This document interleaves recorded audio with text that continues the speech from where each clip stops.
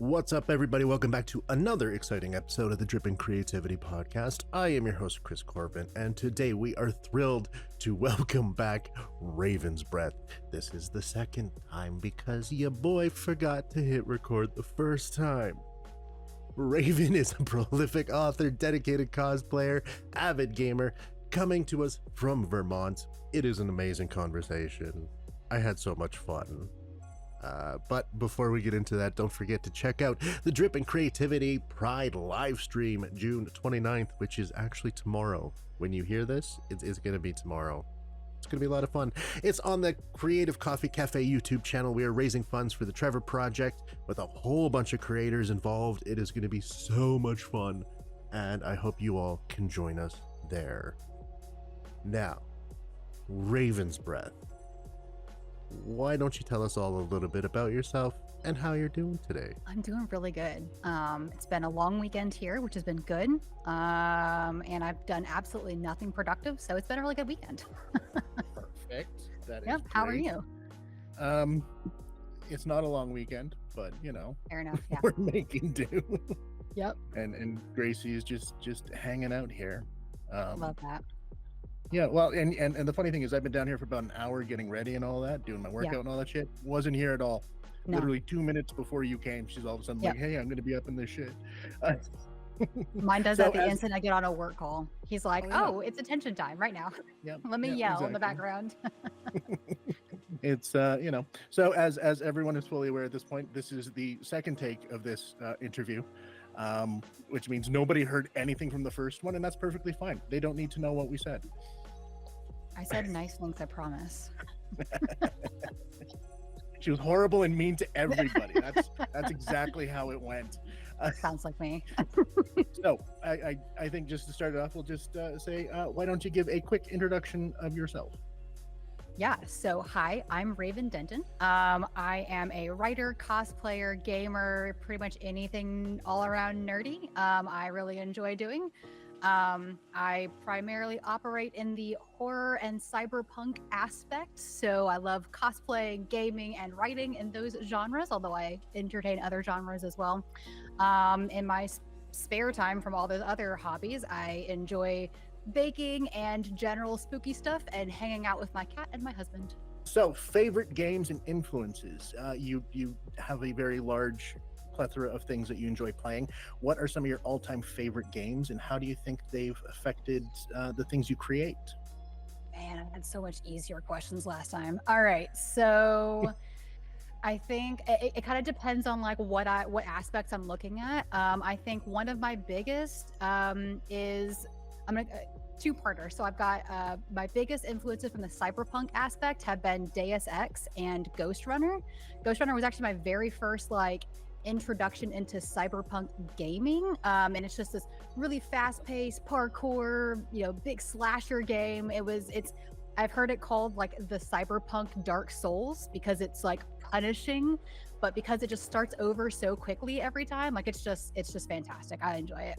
And then Deus Ex is just a classic. It's old 2000s game. I found out it still works on PC, so I played it a couple years ago on stream, and loved it. Actually, it was really funny because the premise of the game is about like this global pandemic that like the rich and famous are keeping the vaccine to themselves, kind of a thing. And it was really weird playing like a year or two after the start of COVID. It was like, oh God, this is so weird.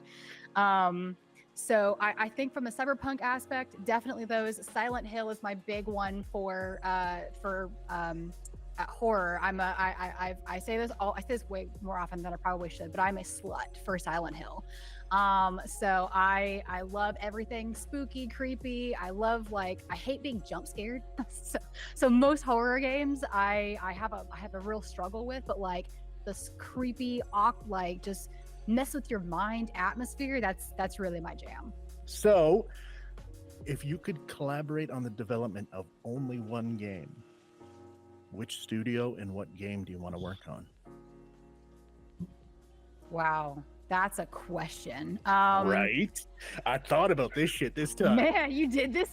These are intense questions already. All right. I feel like I'm gonna repeat this answer multiple times just because it's such a big influence in my just like all around creative career right now. But I think it's Silent Hill.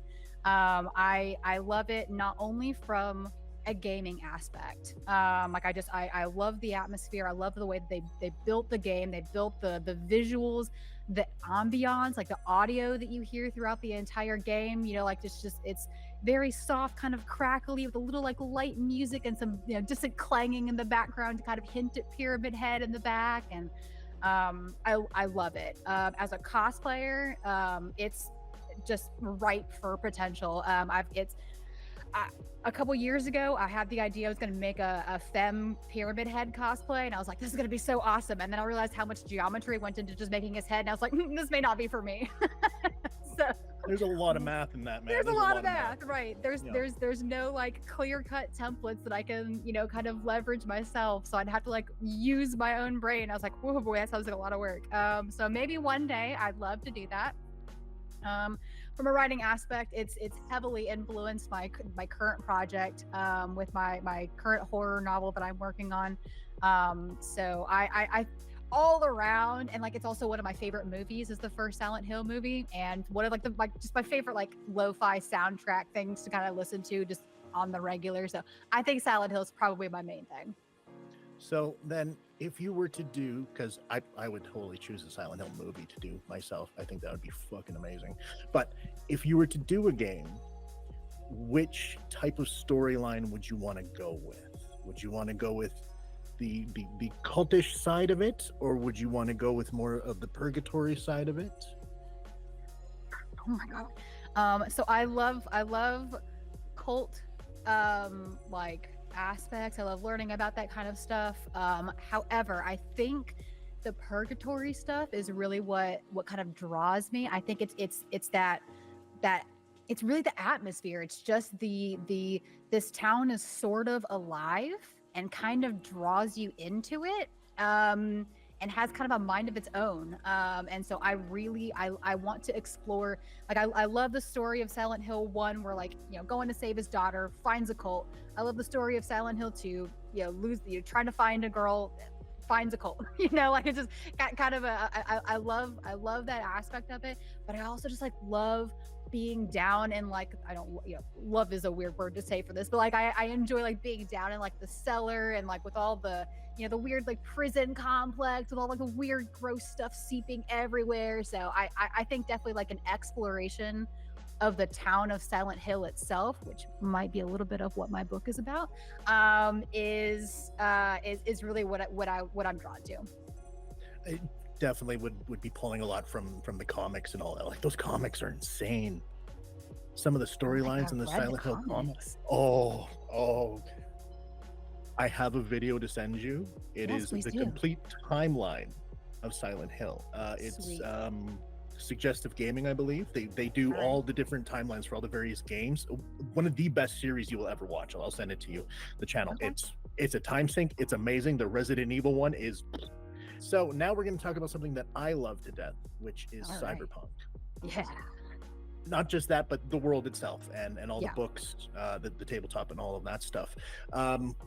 It is a big influence on you right now. A lot of your stuff is cyberpunk focused there. What draws you to that genre, and how do you find yourself incorporating that into things such as the horror?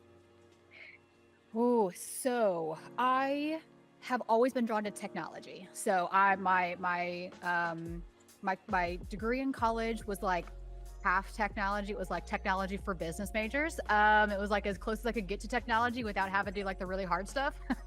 My career has kind of been in that same vein where it's been like kind of near enough to like it's been in and around technology, but I'm not actually one doing like the hard work. And so a while ago, I wrote several books. I've written 5 books before my current set of books that I'm working on now. And 2 of those were part of what was going to be a long, like kind of standalone series, kind of similar to, James Rollins, Jack Reacher books kind of things. And they were going to be techno thrillers, as that was kind of my thing.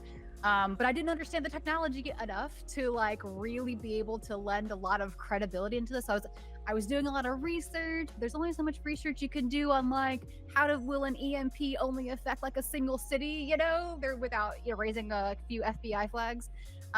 So I was always really stuck with like, how do I involve technology in my creative passions? Because I love technology. I don't have that background. And I don't even remember what the first like cyberpunk influence I had was. But I did read a friend of mine who's actually going to publish his first book soon. Wrote a cyberpunk book, and I was like, this is kind of cool. I kind of like this. It's very techno focused, but not on like so much on like how the technology works.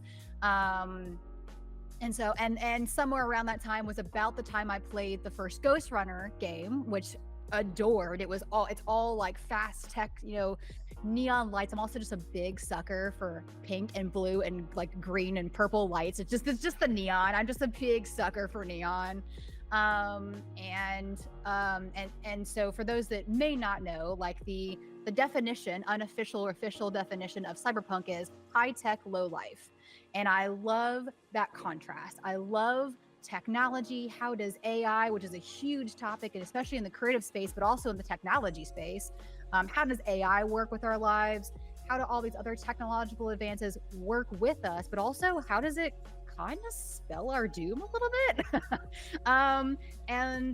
I've always been a very worst case scenario kind of girl. It's kind of why I chose the career that I chose in disaster management, and easy for me to like write thrillers based off of worst case scenarios, but to do that kind of like a tech focused space was so cool. And so I played Ghostrunner, and I was like, that was really cool. That was really fun. I need to find like more cyberpunk games. And then Cyberpunk 2077 launched, and I waited 2 years because I don't pre-buy games anymore. I learned my lesson a long time ago. So I got it for like half off, and then I was like, oh my god, this is amazing. So I just like dove headfirst into the world, and I know I promised I was going to finish this game, but I haven't finished the game, and only because I find myself so heavily like creatively inspired when I am playing that game. And so I've decided I'm going to wait until I am working on my cyberpunk book, which should be hopefully soon, to get back into playing it, because like I live in this world, and I get so many ideas. I'm like, oh, like what about, weird sex robots, and what about all the other like implants that go wrong, and diseases that are prevalent throughout the community because of the technology that we've implemented. I find myself coming up with so many ideas that I have to like stay focused. Like I'm trying to focus on the horror for now, but I will come back to Cyberpunk 77, I swear. Well, I will keep hounding you because okay. I seriously, like, especially that game, I could rant on that game. I have to other people, like, ranted for hours on the reasons I love that game. And that was before they did all the updates in the DLC. Yeah. So, if you were to actually be in a cyberpunk world, which, let's face it, we're probably going to be there in like 50 years or so, what kind of role would you have? It's funny. So two funny things. One, I'm in a lot of cyberpunk like Facebook groups or whatever. And one of the most common things that I see people say is we are in a dystopia. We're kind of headed towards, if not in a dystopia now, but we're in like the most boring dystopia that's possible. Like we can't even get all the flashy colors. We can't get like the fun, like we're getting to implants, but like we don't have all the fun tech that goes with it. We don't have flying cars. So I always find that a little entertaining. And I also find it funny because I would love to believe I'd be, protagonist out there kicking ass. Like what I'm not. I'm just not that kind of person. I'm totally cool being like a little shopkeeper and, just like, bridging that gap. What would be kind of cool is like kind of figuring out some way to bridge a gap between technology and like the literature world. Keeping some way to like, I love books, but I also like love technology, and I just don't see myself as the kind of person that's like, I'm gonna run an old school bookshop in like this high tech world. But if I could figure out some way to combine the two, so, like it just like you implant, or like put a insert like a chip or something that downloads a book into your brain implant. I don't know, something, just some way to bridge that technology and literature world to make literature more like accessible to people who may not necessarily have it, but also to like be realistic and we're in a technology world kind of thing. So I think that might be kind of cool. All right, I can't argue with that. Like, yeah, that's some good shit. Okay, so now we move on to the third part, which is Pokemon. Yay. So the Pokemon universe, have you found that it has actually influenced any part of your creativity, whether in your gaming, cosplay, or writing? Interesting. I don't know that I would say necessarily it's had so much of an influence. I will say I did do my first Pokemon cosplay like 2 weeks ago, which is pretty cool. Bonkers, because I have been like into Pokemon for decades. But so it's weird, like that's my very first Pokemon cosplay ever. But I did do it. I found like this weird like niche Professor Sonia that's in like one of the games. I think it's one of the Crown games or something. And I was like, oh my god, she's a redhead that dresses kind of nerdy with glasses. She kind of looks like me, and I have like basically her exact outfit in my closet. This would be so easy. So I did that. In terms of like writing, I don't know that I've ever like given it much thought, honestly. I do find it interesting, like the whole evolution, kind of like carrying these little like pocket monsters in, hence Pokemon in your pocket, like having these little like trinkets essentially around with you. But it's funny that you asked that. I don't know that it's ever like clicked in a way that has like triggered something for my writing. But now that you've sparked something, I'm sure something will come of that. And then comes the question, was it always there, or did you do it because I mentioned it? Yeah, right. We'll never know, I guess. We'll never know. I'll be sure to give you credits at the back of the book, though. I'll take it. I'm slowly going to migrate into all the books. There you go. In one so far, I can make it to another. So, if you can design your own Pokemon, what would it look like, and what abilities would it have? Oh, that's so interesting. It's funny, for all these creative practices that I am in, I don't consider myself a very like creative person, like completely from scratch. It's one of the things that like drew me to cosplay was there's a guideline. Like you have a character that you're starting from. I don't really do a whole lot of like original character type things. Like there's a guideline from where to start from. Even my books, like my thrillers and stuff, there's kind of a template that you can kind of follow, the kind of popcorn thriller type things. I feel like I'm diverging a little bit with some of my newer stuff, but even so, like I've got heavy influences on this from these big games that I played. So that said, I think I'm gonna do kind of a similar thing because it's a wish I've had for a while. I wish they had a ghost type Eevee. I love the evolutions. I love that we've got Umbreon, who's dark type. I love Espeon, who's psychic type. So I love all the evolutions. They're all really cute. But there's not. But I'm such a sucker for the ghost type Pokemon. So we talked about this last time. Sableye, my favorite Pokemon of all time. But really, pretty much you could name almost any of the ghost types, and I say I like that one. But I've been really disappointed. Like I'm really invested. Like I love Eevee as like just a little bitty, dog, cat, weird combo creature. But there's not one that I feel particularly like, oh my god, this is my Pokemon. And I really feel like I would get that with the ghost type. You know what? That's actually a fantastic option, and it's something that they should do. I'm very shocked. I don't know why. Right. I don't know why they don't have one. Maybe it's one of those like really hidden ones. You have to name it the very specific thing.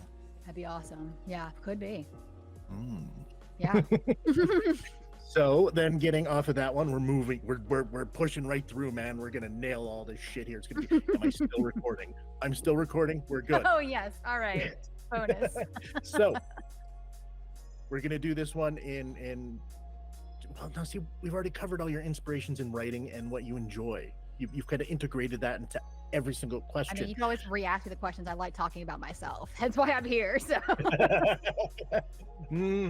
So, but then we also know how the gaming and cosplay has influenced the writing. We've already covered all that shit. And we're really good at this. Okay, so A+ in podcasting, I'll take it. so you can't share a lot on your current project. We know this. But what do you want to do after that one? Right. So current project is horror. That is the Silent Hill kind of inspiration one that I'm drawing from. And I'm loving working on that.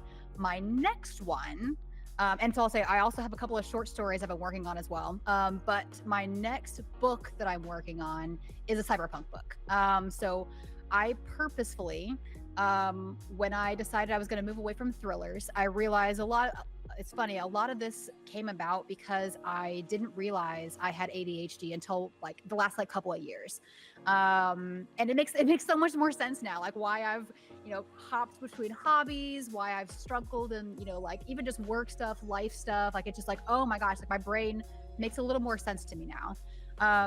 And now that I have figured out that I love horror and I love cyberpunk, and while I love them together, I like the idea first of exploring them separate. And so keeping them separate, I did that on purpose because the ADHD can't stick with one thing at a time. So when I get to a point where I am like stuck and beating my head up against a wall with my horror novel, I find myself drifting over to my cyberpunk novel and working on. So I'm in different stages. So my horror, I'm towards the end of the outline. I was really hoping I was going to get it done this week, but I ended up playing games all weekend, so that didn't happen. But should be finishing up the outline pretty soon, and then I can actually start the writing of that. My cyberpunk book is still. I've done a very like high level, like 4 bullet points of like what are my high points throughout the book, and I've done a bunch of like brainstorming of like the world building, which I find the most fun. And so I should be able to start working on my outline next. And so that book will be next. I'll be working on a cyberpunk book, which will be focused on a woman in her 30s, which I kind of like I feel like there are so few like books of women that aren't in their like early 20s or like later in life, and so I kind of like the idea of like having somebody that's middle of the road kind of thing. Kind of like she's figured out who she is, or at least and like now like coming to terms with like, okay, I don't care what anybody else thinks. My book is focusing on her, and she is a thief. And I love that aspect because I love like kind of exploring how would I get around certain things. Like I mentioned before, like I was big into thrillers when I was young, and honestly still now. I still love action thrillers and things. And so I've been figuring out ways to integrate cyberpunk and thriller into each other, because I love cyberpunk, but for me, it's really just world building. Like I've been struggling so much with like coming up with a story that fits into the cyberpunk world. And I feel like being able to draw on like my thriller history and being able to put some of like these, we'll call them typical like tropes and stuff that come from your thriller books, your thriller atmosphere, being able to put that in a cyberpunk world is just kind of a cool combination. So cyberpunk thriller, I guess, is the next one I'll be working on. So while you were saying that, my brain is just sparking off ideas because that's what I do. What if your horror side one is actually the prequel, and figuring out how that becomes cyberpunk based on all the shit you're creating there? It is so funny because a couple months ago, I ran into this issue where I was struggling to come up with like a story for my horror novel. Like I knew I wanted it to be super creepy. I want, goopy, gross stuff on the walls. I knew I wanted it to be very liminal in feeling. Like I knew what I wanted to feel like, but the story, I also didn't know what it was. I'm just really not good about story. I'm really good at like, I like ideas and stuff, but like coming up with stories lately has just been really difficult. But my cyberpunk book at the time, I was like, oh, I have a story, but man, world building for this is kind of difficult. And so I posted it on Threads, and I was like, oh, this is really kind of funny that like I'm struggling with one thing and like succeeding with the other, and like opposite aspects of both of those books. And I had a friend suggest, what if like they were part of the same book? And I was like, oh, that's kind of a cool like kind of look. Like, and I don't want to do that specifically for this book, but I love cyber horror. It's a brand new genre that I've been kind of getting into. We talked about Soma last time. Like I love the game, and I love like what does AI mean? Like what does and how does that fit in a horror setting, which feels so easy, honestly. You know, we've seen a lot of the stuff that comes out of AI and technology advances, and it's so easy to just like slip into a horror atmosphere because everything is just like so messed up a lot of the time, especially early on. So I love the idea of kind of combining those two into a single story. When you get further into Cyberpunk, you will get more inspiration for that exact thing. Oh, okay. All right, cool. Love that. Okay. I know. I really wish I'd finished this freaking game. I am very much a person that hates spoiling a game for people. I personally don't care about spoilers. It doesn't affect anything for me, but especially for games that I love, I refuse to tell anyone anything because I want them to experience it for the first time. Yeah. Like all of those moments. So I'll just be like waiting. Okay, I'll message you when I get to that point and be like, Chris, we gotta talk. and yeah, so that's I love creating. I just get so many ideas. The ADHD brain is just like, I can take on 10 more projects. I can do that. I only have 15 going right now, and like 3 of them are ending soon. So, you know. That's 3 more spaces you would have. I get it. That's what I'm saying, man. So, okay, moving on. And that actually answered the next follow-up question, which you are perfect. Man, you are just so good at this shit. Listen, I'm a former gifted student, so like you give me this praise, like I'm gonna be riding this high for days. Thank you. So, and then actually following through with the Threads comment there, your community is very engaged with your work. Between that, the Discord, and absolutely everything else, what has been some of the more rewarding interactions that you've had with your community? I love my community. They're amazing, and I've had a lot of really cool moments with them. So I've been on. So it's funny because my community has like been around for a long time. I started on Twitter in, I don't know, like 2012 or something like that, back when I was just fresh writing. I was like, I need a writing Twitter. That was back when like I had my like actual name on Twitter and stuff, and so I was on Twitter, made a bunch of friends on Twitter, and then kind of fell off because I kind of fell off writing, and then I went to Instagram, and that's when I got really into cosplay, and then and so a lot of like some of my writing friends followed me over to cosplay Instagram, and then like Instagram, you know, did its thing, and I love the cosplay community, and then I kind of like made my way into gaming and kind of took a break from cosplay a little bit, and a lot of my cosplay people followed me into gaming. That's when I started streaming, and so I've got this like trail of people that have like been just amazing and followed me for years. Some people have just been following me forever and have followed me for whatever platform I happened to be on at the time, which is just blows my mind to think that like, you know, I was a hugely shy person when I was a kid, like just like kicking and screaming, didn't want to go, like literally crying, didn't want to go to new events type of thing, because I just didn't know if people were gonna like me, you know, like and change is just really hard. And so like to think that like people not only like enjoy me where I am, but are willing to follow me to new platforms is amazing. I will say one of the coolest things that I've gotten to share with my community. So I actually met my husband, not technically on Twitch. He was a friend of my brother's, but my brother was friends with a bunch of Twitch streamers. And again, I was shy and didn't have like, it was like at the height of the pandemic, and I wasn't going out and talking to a lot of people. And I just gotten divorced. It's like, I was talking to my brother. I was like, hey, can I like come hang out with your friends? He's like, yeah, come on, hang on, come game with us. And my husband was part of the group, which was super cool. We started hanging out, and it took a while. You know, we eventually throughout my streaming career, obviously, you know, I announced to the people like, hey, that's my boyfriend, you know, and they were with us through like our entire relationship, like from the beginning, I was streaming before my husband and I met. And from the beginning, like, people got to see our relationship grow, and like just he was on Twitch talking to me, and just like all sorts of stuff. And I think the best part was when we got married. So we did a little tiny Justice of the Peace wedding, because we needed to we were trying to get the immigration process going, so we're gonna do a bigger wedding later on when we can invite family and friends and stuff. But for now, we wanted to do kind of a small thing to get the process going. And I surprised my community. I didn't tell them when I was working on it. I took like a 2-week break, and I was like, hey, I just need like a little bit. And when I came back, I was like, psych, guys, I got married.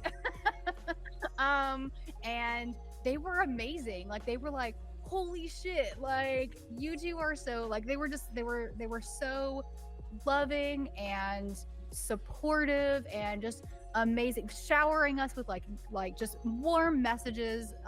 And the thing that like blows me away about my community is amazing. That they've always, all of them, even the people that have just been here for the last like year, have been just, they feel like people like friends. Like, they come into my stream, I ask them how their day is going. I know a lot of like at least some of what's going on in their life. I can ask them questions. And so I've really built this like amazing group of people around me. And when I told them we were starting the immigration process, and we just gotten married, they showered us with wedding gifts, and like helped kind of fund the first part of the immigration process for us, which is mind-blowing. Like, to think that like people care enough about me, care enough about my relationship with a person I don't know that they've even seen on screen before, and that they would just pour out that love for me. I mean, I cried. I was in tears on stream, because what the hell? Like, it blew me away. And I genuinely, like, I stopped streaming consistently like 2 months ago, and they're all still there. And I couldn't ask for a better community. Like, they're the nicest people you'll ever meet. They make the dirtiest, most out-of-pocket jokes. They are just constantly in my corner, demanding to see samples of writing that I haven't even published. Like, they're so like Team Raven, and it blows me away. I don't know what I did to deserve it, but they're there for me, and I love them a lot. That is entirely too cute and adorable, and I love it all. So yeah, that, aw. That's how I feel too. and for those who don't know, the immigration process. So which direction are you going? He's coming to the United States. It's a little bit on the cheaper side to bring. I know. Don't get me wrong, I love America, but it's a little bit of a cheaper process and a faster process to bring him here than for me to go there. So we figured, get it over with, get the process, so we can like actually live in one place together first. Yeah, and as I was going to say, the process sucks in many different ways. Very expensive, so I can just imagine. Yeah. Okay. Well, see, we're rocking through this entirely too. Well, actually, not too fast. We're already way past the half-an-hour mark. But nice. We're gonna keep going. It's a holiday, man. Yeah. Right. Exactly. I was prepared today. But that being said, we've actually come to the list of actual questions, and now it's time for rapid fire. Oh God. Okay. Are you ready? No, but okay. Let's go. You know what? Just take a minute. All right. I gotta take a drink. Yeah. I'm gonna take a drink of water. We got this. Stretch it out a little, Okay. Yeah. All right. I feel like I need to rocky it up a little bit. We're good. All right, let's go. All right, number 1. What is the hardest game you've ever played?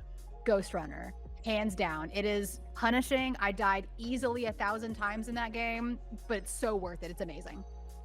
If you could erase one game from your memory to replay it again, what would it be? Oh, The Witcher. I have tried The Witcher 3. I have tried and tried to replay. I love The Witcher 3. It was a very influential game when I was getting back into gaming. Yennefer is like just peak everything. If I could be her, I would love to be her. and I've tried to replay the entire thing all the way through multiple times, and I can't get myself to, like, I don't know if it's the ADHD or what, but I can't get myself to finish the game. So if I could wipe it completely, I would hands down, I would do that game. As a little side note, there's a bunch of tie-ins between The Witcher 3 and Cyberpunk I 2077. do know that. I did know that. I did know That entire thing happening with that, I don't think is going to be played out until at least the next games. I'm stoked. I'm very here for it. The actual, oh god, now we'll get into that later. Contain it, Chris. Bring it in. Okay. This one might, we'll see. What is your most controversial gaming opinion? You don't actually have to be good at games to be a gamer, which sounds like it shouldn't be a controversial opinion, but the number of people that I have come into my stream and they're like, you suck as a gamer. Like, I know. I've been gaming for a lot of years and I am terrible, just awful, no skill, no reflexes whatsoever. It's why I play a lot of single player games, because I don't need anybody depending on me to be able to play a game. But it's apparently a controversial opinion that, like, you have to be like halfway decent or play shooters in order to be a real gamer, and that's not the case. Okay. See, that's two different things right there. I know, sorry, two controversial opinions. Number one, being good. That is actually one of the things that has stopped me over the years from streaming games, is because I'm mediocre at best, let alone when there's a camera in my face and I'm having to perform. No, it's going to be bad, man. Like, so no, I totally get that one. I agree 100%. And then we got the other thing. This is my hot take. Yeah. I might have to delete this. Yay. All right, let's go. You are just, that is a hot take. I'm gonna cut that. Okay. But we can talk about this again during the video game roundtable. Interesting. Not one I've ever heard before. I've never. That one surprised me. Okay. Yeah. I've had this argument before with them. They get very mad at me. Okay, I bet they do. So I'm just gonna leave that last little bit right there. Just me saying they get very mad at me. We'll let people keep guessing about what we're talking about. Yeah. You know what? There's been about 4 episodes lately where I have to either beep or cut some things out. And it's gonna have a lot of people like, what the fuck is going on there? What are they talking about? So I guess that answers the single player and multiplayer one. I am a single player game. Yeah, I played a lot of multiplayer games when I was younger, but mostly because I enjoyed playing with my brother. And I still do. Anytime I play a multiplayer game, it's almost always with my brother because he's funny and understands my actual skill level is way at the bottom. And he's fully willing to carry me, and I appreciate that about him. But other than that, it's almost exclusively single player games because especially being a woman, like having to like speak in a mic is terrifying. I've been screamed at too many times in Overwatch. I'm not doing it again. I've lived that life. I'm good. I have a group of friends that I play with, or that I used to play with. They were the group of friends that I met my husband through. And some of them get really, really intense about Overwatch. And like, I'm over here, I rarely do competitive, but when I do, I'm in bronze or whatever the lowest one possibly is, you know? So like every time they get in my lobbies with me, like I'm dragging them down. They're like, Raven, why aren't you? And like, they have to remember that like, I'm not good. And it's like, don't yell at me because I will stop playing right now. I will shut this game off right now. If you're gonna yell at me, I'm not here for stress. Done. I'm out, man. Like, yell at me because my Reinhardt went charging off and hit somebody and left, everyone defensive. Because you know what? I had fun. It was fun pinning the guy to a wall. Yeah, I get it. It is so much fun. I get it. Yep. I can rant about that shit. Oh. Yeah, I'm with you. Neuromancer or Blade Runner? Okay. Blade Runner, but only because I like the super dark, moody atmosphere more than I like Neuromancer. I love, don't get me wrong, this is a choice between favorites. Okay, I own Neuromancer. I'm still working my way through other of William Gibson's books. I love the books, but I think I love Blade Runner's atmosphere better, just because I like the dark, moody, constant, the stereotypical, the raining, it's neon and in Japan kind of thing. Yeah. You know what? Solid choice. Augmented reality or virtual reality? Which excites you more? Which one are you more That's a excited for? hard question. I told you I was coming for you this You time. really did. You came hard with these questions. I think I like the idea of augmented reality better, but I think in practice, I probably would choose virtual reality because I can disconnect myself a lot easier. Like, I think I love the idea of like being able to, you know, have stuff in, you know, in my brain, or, you know, like overlays on my eyes where I can like look at a billboard. No, I can't say actually because I live in Vermont where there are no billboards. I can, you know, I could look at something on the side of the road or whatever and be like, oh, that's what that car is or whatever. Like I can identify the noise or whatever that is. I like the concept of it, but I think practically I would choose virtual reality because I don't think I like being that plugged in. As an actual, like as a tech person, being in and around technology, actual technology advances like make me really uncomfortable. 100% completely agree. Where did I leave off? There we go. Oh yeah. If you could have one cybernetic enhancement, what would you go for? Oof, that is so good. Dang, I just wrote a couple of like short stories too of various cybernetic enhancements that I really liked. What one weird one that I came up with that I kind of like just the concept of, it's kind of strange, is like a finger like implant, because I feel like it's got so many uses for it. I feel like just like maybe having like the entire tip of your finger, because I feel like there could be a lot of like tool uses, practicality, you know, like whip out a, you know, screwdriver when I need it or whatever. You know, have a little blowtorch in my finger. I don't know, whatever. But also like the practicality. I know this is not secure at all, and I'm outing myself as not an actual technology person, because they would like security versus usability is the ever, you know, long fight.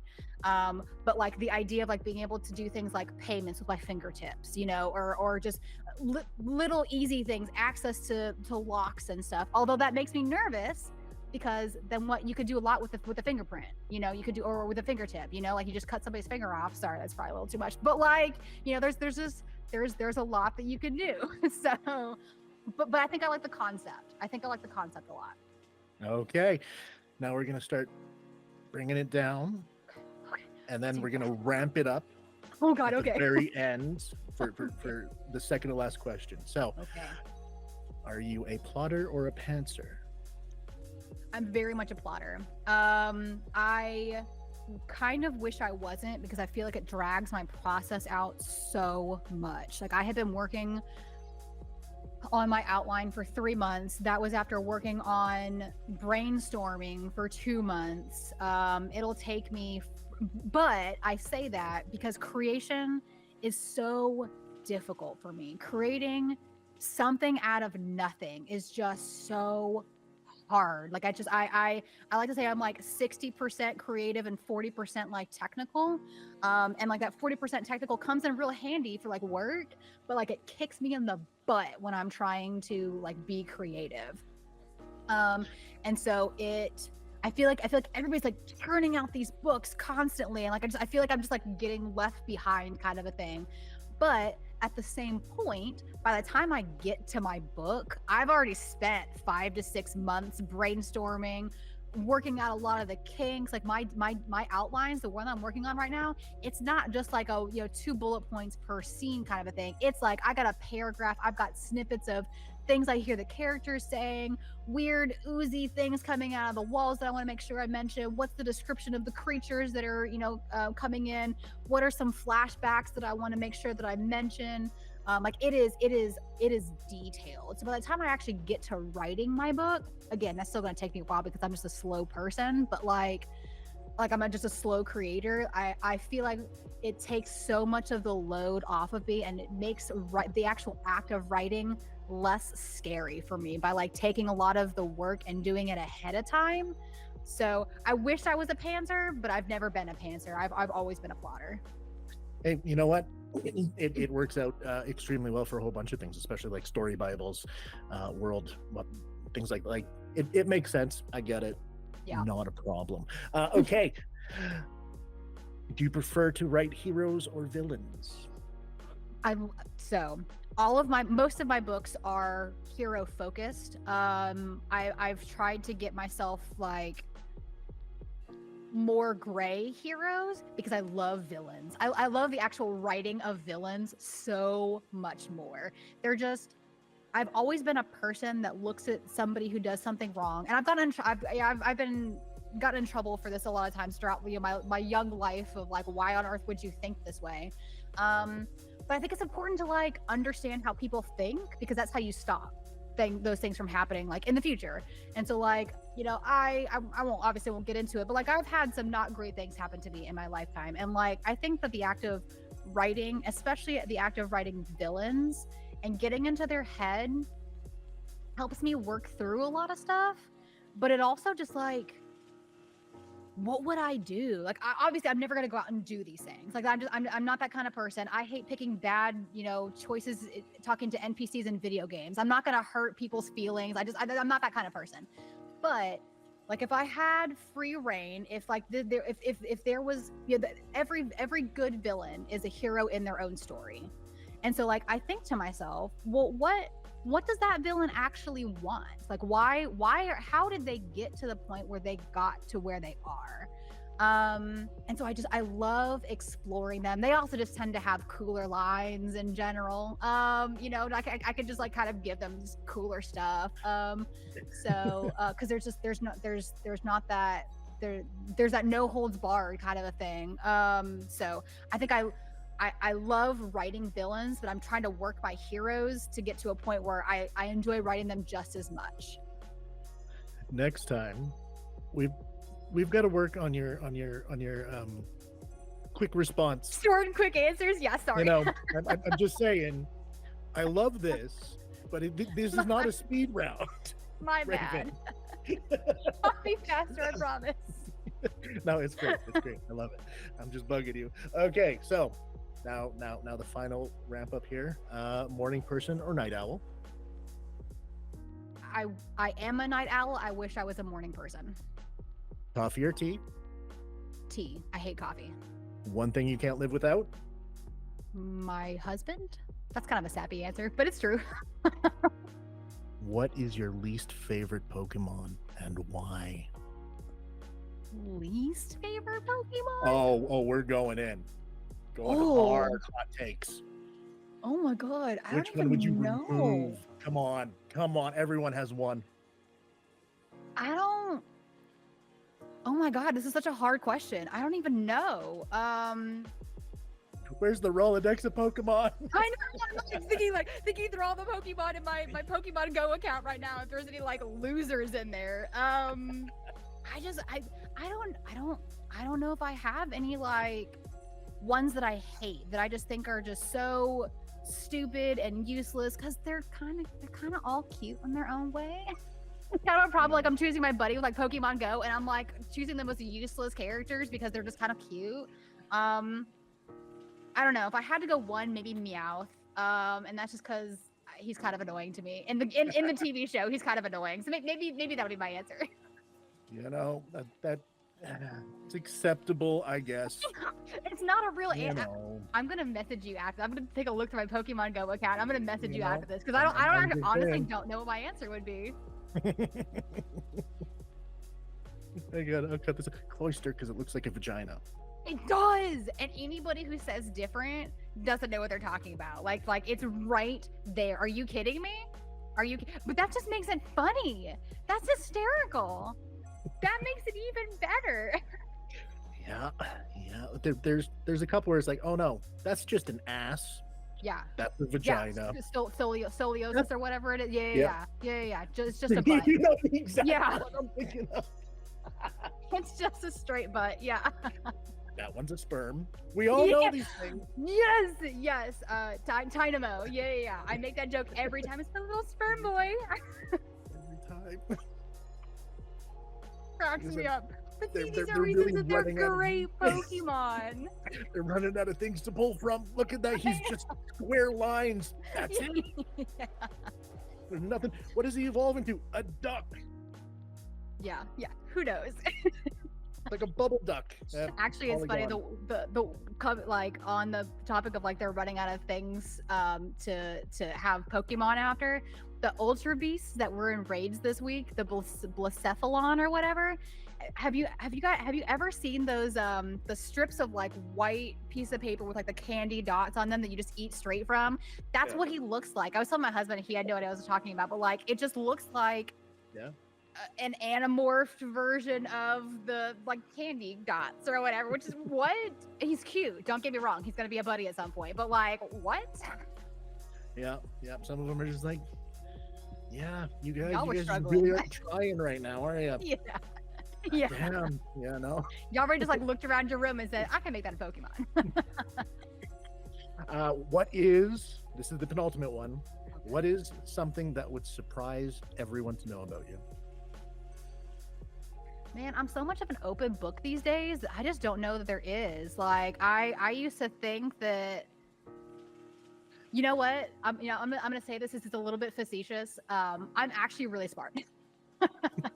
I kind of peaked in high school, but I'm actually really smart. And I say that because most of my gaming, it's very obvious. Like I don't think ahead. I'm not like a strategy kind of gamer. Like I'm just like a let the story happen to me kind of gamer.